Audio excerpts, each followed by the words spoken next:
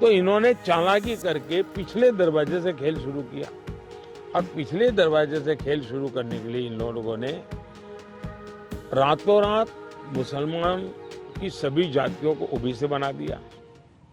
अब जो टेंडर होंगे उस टेंडर में भी वे माइनॉरिटी के लिए आरक्षण करेंगे। मतलब ये हुआ कि आज मान लीजिए कोई कहीं पर बहुत बड़ा महत्वपूर्ण ब्रिज बन रहा है, उस ब्रिज में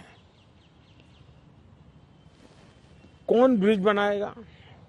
तो जिसके पास ट्रैक रिकॉर्ड है, जिसके पास संसाधन है, जिसके पास कैपेबिलिटी है, जो परफॉर्म कर सकता है, सारे उसकी जो रिक्वायरमेंट उसकी पूरी करता है, उसमें कंपटीशन होती है और कंपटीशन में जो निकलता है उसको टेंडर मिलता है। ये कहते नहीं, ये सब बाद में। अब मुझे बताइए, अगर इसी प्रकार से सिर्फ धर्म के आधार पर कोटा दे देंगे, वो ब्रिज बनेगा, लोग मारे जाएंगे, तो कौन जिम्मेवार होगा? क्या आप वोट बैंक के लिए आप आने वाली पीढ़ियों को भी तबाह करना चाहते हैं? तो ये ऐसे विषय थे जो कांग्रेस ने अपनी वोट बैंक की खातिर मैदान में उतारे।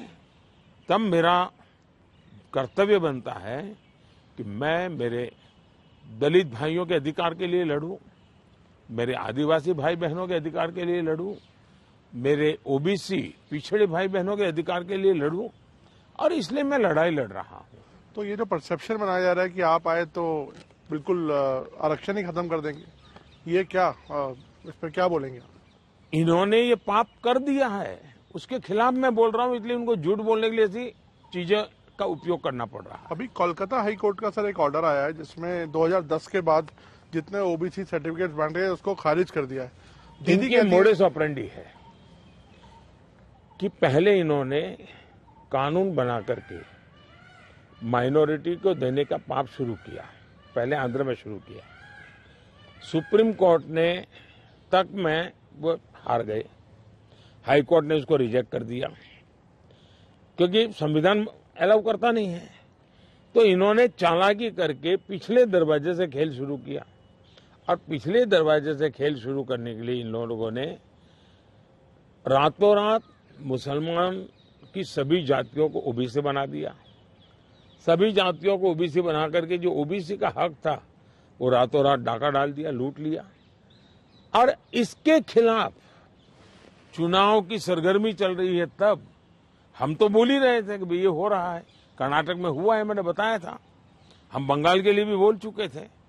लेकिन जब हाईकोर्ट का जजमेंट आ गया तब ये साफ हो गया कि इतना बड़ा धोखा हो रहा है। लेकिन इससे भी दुर्भाग्य की बात है कि इतना बड़ा वोट बैंक की राजनीति करने के लिए वे अब इनको भी गाली दे रहे हैं, जुडिशरी को गाली दे रहे हैं, न्यायपालिका को गाली दे रहे हैं, और वो यहां तक कह रहे हैं कि कुछ भी हो जाए हम कोर्ट की बात मानने वाले नहीं है। ये जो स्थिति है वो किसी भी हालत में स्वीकार्य नहीं हो सकती है।